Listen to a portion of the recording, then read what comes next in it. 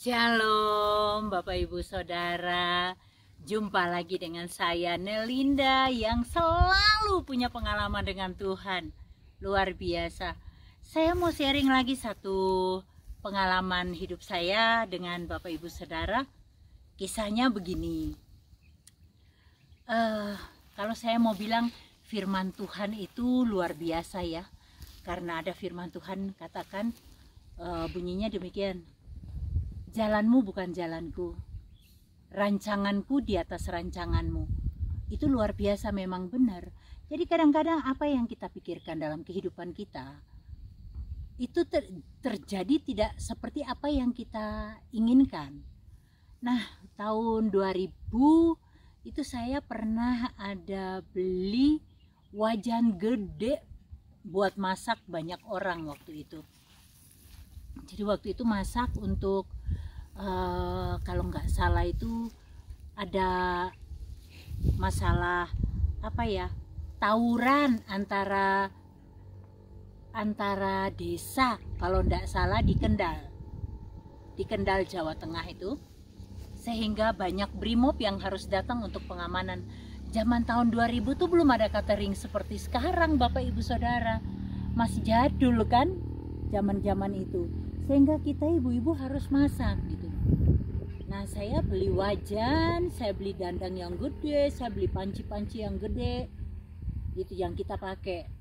Nah, ibu-ibu yang lain juga punya gitu, tapi kita kumpul gitu jadi bisa masak dalam jumlah yang banyak gitu. Karena kalau pasukan kan kalau dia sarapan kan sekaligus pagi tuh sarapan langsung berangkat dinas gitu. Jadi kita tuh harus menyediakan makanan dalam waktu yang cepat, singkat gitu, sehingga peralatan masak itu harus banyak. Dan waktu itu kita masih gunakan kayu bakar, belum pakai gas yang seperti sekarang ada kompor-kompor besar gitu, nggak ada.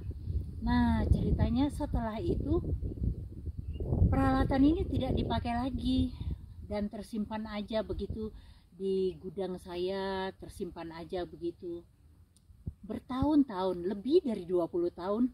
Dandang dan wajan gede, panci-panci itu tersimpan di dalam gudang. Saya dulunya adalah orang marketing ya. Saya pernah bekerja di asuransi, saya juga pernah punya bisnis sendiri gitu ya. Intinya saya tuh orang marketing, saya orang yang tidak bisa duduk di belakang meja. Pekerjaan saya lebih suka selalu pindah-pindah, dan saya suka berjumpa dengan orang lain gitu. Nah, rupanya memang Tuhan sudah mempersiapkan jalan hidup saya ya. Dan ketika COVID datang, jujur Bapak Ibu Saudara, saya sudah nggak punya pekerjaan, dan saat itu saya sudah nggak punya duit. Padahal COVID loh, COVID. Ya, anak-anak saya bantu, tapi seberapa sih? Paling mereka juga punya kebutuhan sendiri kan. Ceritanya gitu. Terus tibalah saatnya waktu Tuhan untuk kehidupan saya, merubah kehidupan saya. Ya, kesaksian saya yang kemarin itu, bagaimana pertama kali Tuhan menjamah saya ya. Itu setelah itu saya buat video kan. Saya buat video dan wow, banyak yang nonton, banyak yang subscribe gitu ya. Puji Tuhan.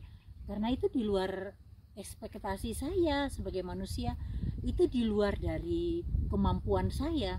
Karena siapalah saya bukan siapa-siapa. Bagaimana mungkin orang mau nonton video saya? Tapi ketika Roh Kudus bilang sama saya, buat video itu, saya patuh, saya buat video itu. Dan memang sebelum saya upload, saya berdoa dulu. Saya bilang, Tuhan, apa yang kau mau sudah aku lakukan, aku sudah buat. Tapi aku tidak punya cukup panjang tangan untuk share video itu. Tapi kalau itu memang kehendakmu Tuhan, jadilah seturut kehendakmu. Aku percaya ini akan menjadi berkat buat banyak orang. Saya upload aja gitu. Tiba-tiba salah satu tim anak komsel saya waktu itu saya belum pelayanan seperti ini. Anak komsel saya bilang, "Mam, videomu banyak loh yang nonton." Masa? Saya nggak percaya. 2 hari kemudian baru saya lihat. Oh iya benar ya. Nah, disitulah pertama kali ada orang juga dari Korea, orang Indonesia yang bekerja di Korea, dan orang seberang ya, seberang. Dia menelpon saya, yang intinya dia bilang gini, "Saya tuh sudah nonton banyak video-video Murtadin, tapi videonya ibu ini menarik buat saya, dan boleh nggak ibu doain saya," katanya. Kemudian waktu itu saya bilang gini, "Oke, besok malam aja ya, karena hari ini saya lagi keluar kota," saya bilang begitu. Dia bilang, "Oke, nggak apa-apa Bu." Nah, setelah dia ngomong begitu, besoknya itu kita memang telepon-teleponan, dan dia bilang sama saya, Ibu kalau sering di Salatiga, ibu tahu nggak Dusun Puyang?" Wah, saya nggak tahu Dusun Puyang di mana ya.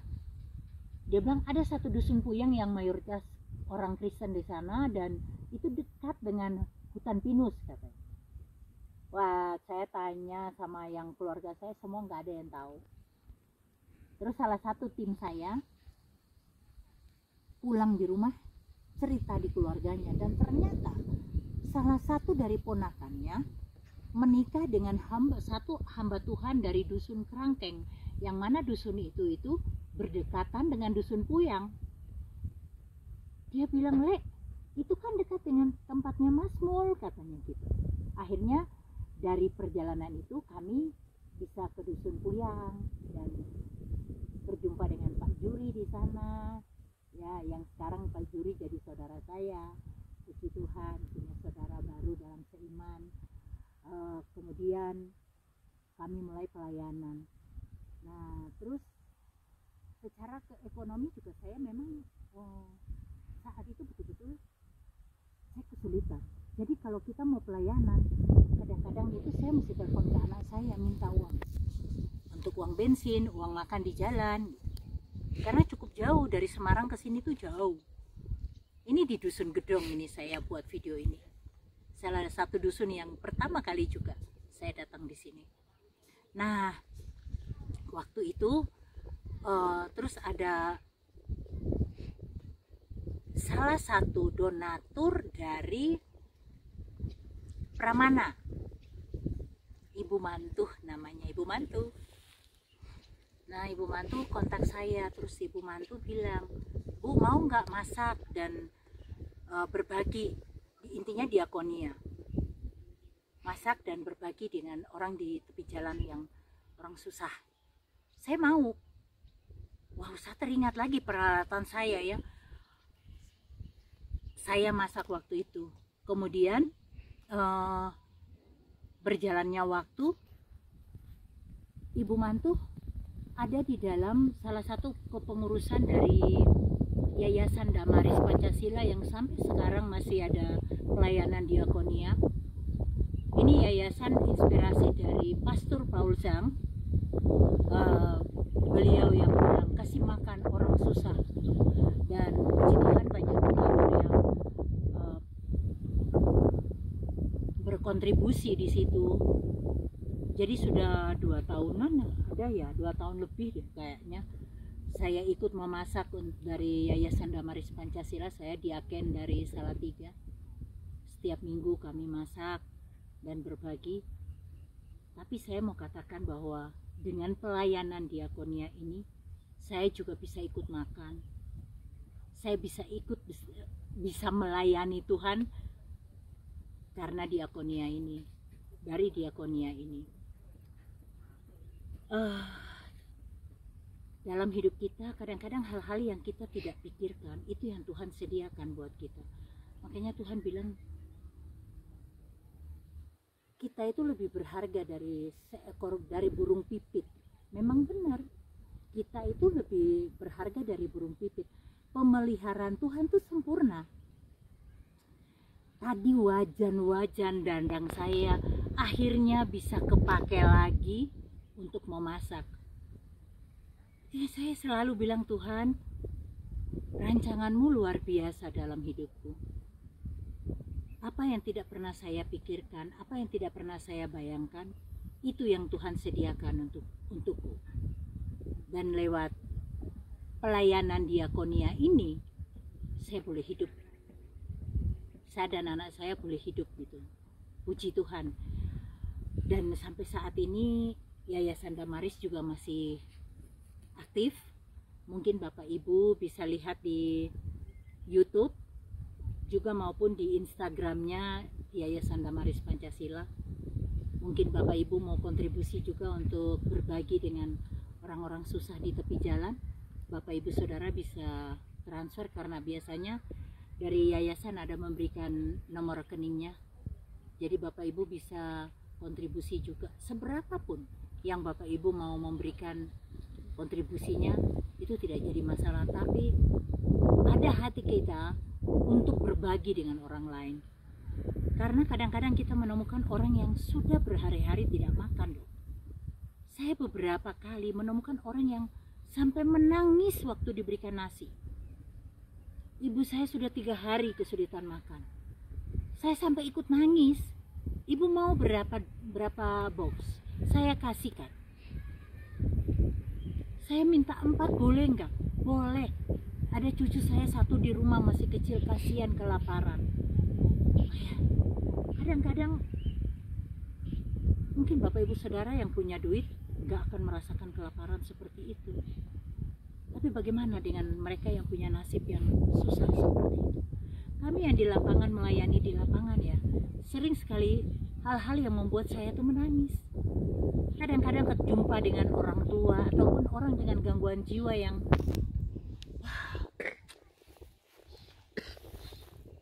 saya memang hatinya lemah. Yang intinya saya itu kalau melihat orang susah, itu saya nggak kuat melihat. Pasti nangis. Saya pasti nangis kalau lihat seperti itu, kasihan. Kita masih bisa makan, tapi bagaimana dengan mereka? Demikian Bapak Ibu Saudara, ini pengalaman saya ya, bahwa kadang-kadang Tuhan merencanakan perjalanan hidup kita tuh.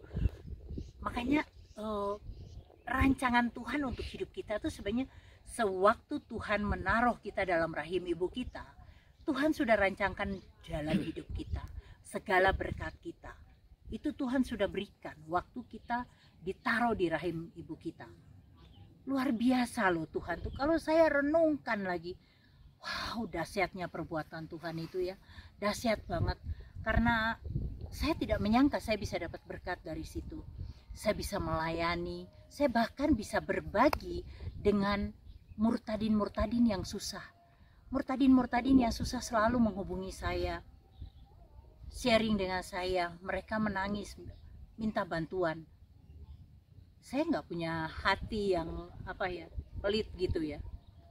Seberapapun yang ada di saya, walaupun saya bukan orang kaya, seberapapun saya punya, saya berikan. Walaupun mungkin nanti setelah saya berikan, saya sendiri nggak pegang duit, nggak apa-apa. Tapi paling tidak saya bisa membantu dia, dan saya percaya Tuhan menelisik hati saya. Tuhan tahu, Tuhan yang akan memberkatiku dengan berbagai cara.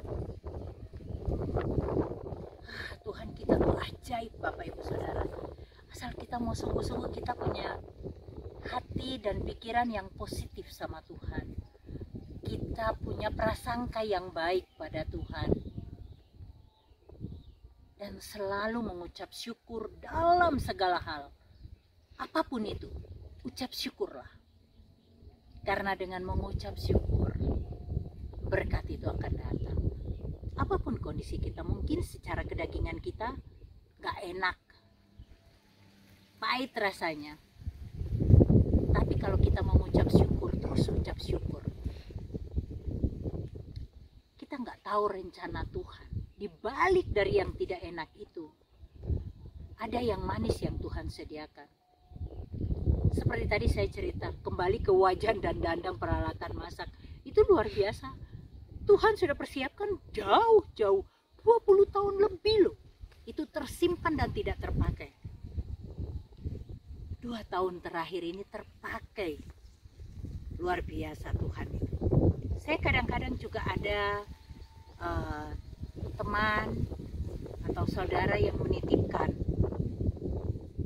tolong Bu Linda masakin ya, tolong dimasakin, tolong bagiin ya.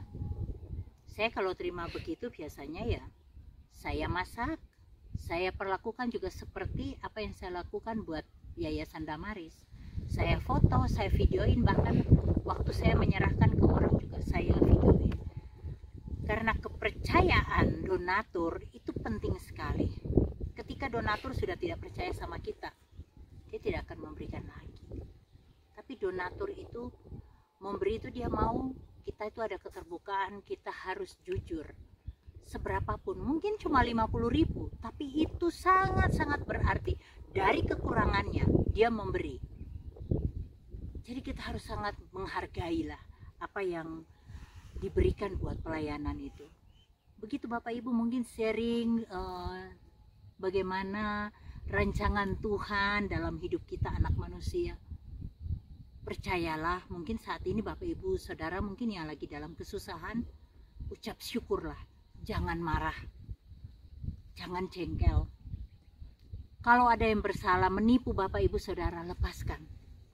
Kita mati itu nggak bawa apa-apa Bapak Ibu Saudara, nggak bawa apa-apa. Kita makan juga seberapa banyak sih? Kita makan juga paling 1 piring. Nggak mungkin kita makan sampai sebakul kan? Ucap syukurlah. Mungkin saat ini cuma bisa makan nasi dengan garam. Ucap syukur. Terima kasih Bapak Ibu Saudara udah mau nonton video ini. Bantu share video ini. Dan juga kami ada pelayanan juga. Renovasi gereja, pastori, dan juga ruang sekolah minggu. Kalau Bapak Ibu mau ikut kontribusi, Bapak Ibu Saudara bisa transfer ke rekening yang di bawah ini. Tetapi kalau Bapak Ibu mau kontribusi untuk Yayasan Damaris Pancasila, Bapak Ibu Saudara juga bisa lihat di YouTube-nya Yayasan Damaris Pancasila ataupun Instagram-nya. Ada nomor rekeningnya, Bapak Ibu Saudara bisa kontribusi juga di sana. Terima kasih banyak Bapak Ibu Saudara sudah menonton video ini. Jangan lupa di like dan subscribe, dan juga bantu share video ini supaya menjadi berkat bagi banyak orang. Terima kasih banyak. Tuhan Yesus memberkati.